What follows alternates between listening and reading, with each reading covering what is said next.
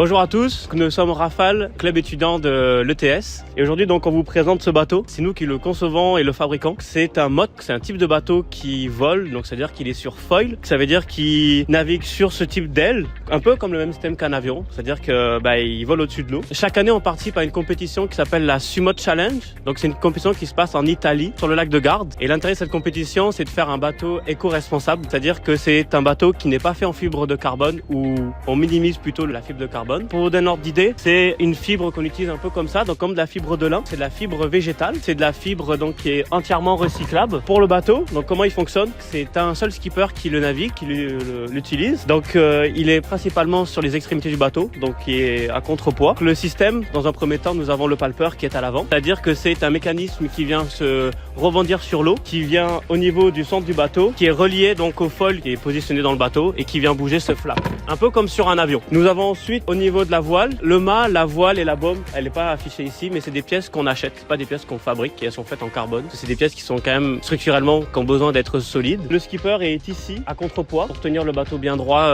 quand il est sur foil. Nous avons donc les pièces à l'arrière, par exemple ce genre de pièces que nous retrouvons à l'arrière du bateau qui est déjà au poste. Il y en a un autre, ça c'est l'ancien. Ça s'appelle le treillis. Donc c'est une pièce où vient se fixer, donc cette pièce qui vient se fixer.